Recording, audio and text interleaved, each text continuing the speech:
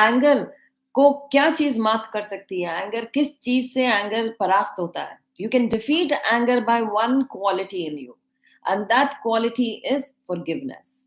जब हमारे भीतर फॉरगिवनेस की क्वालिटी होती है, जब हम दूसरों को माफ करने की सक्षमता रखते हैं, दूसरों को माफ करने का हमारे अंदर, कहा जाता है कि we really feel that quality that manifest in us, दैट हम दूसरों को माफ कर सकें, तो दैट इज कि हम क्रोध पर विजय प्राप्त कर रहे हैं।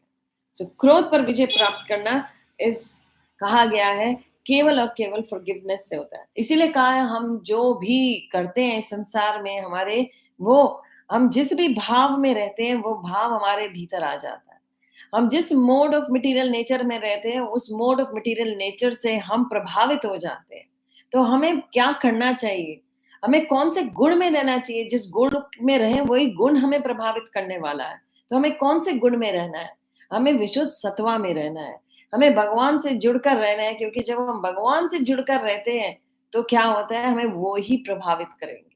वही गुण हमारे भीतर आएंगे जो डिवाइन है, जो भगवान के गुण है। तो एक ही चीज है हमें जो बचाती है क्रोध से, वो है तपस्या। तपस्या, फॉरगिवनेस। आपको मैंने कहा कि हम जब अपने भीतर फॉरगिवनेस लाते हैं तो क्रोध को परास्त करते हैं। पर वो फॉरगिवनेस आएगी कैसे? वो फॉरगिवनेस हमारे अंदर ये गुण आएगा कैसे? ये गुण हमारे भीतर कैसे आ सकता है? इसके लिए चैतन्य महाप्रभु ने क्या दिया? तृणादपि सुनिचैन तरोरपि सहिष्णुनामानि न मानदेन कीर्तनीय सदा हरि। जो हरि का कीर्तन सदा करते हैं उनके भीतर ये गुण आ जाता है।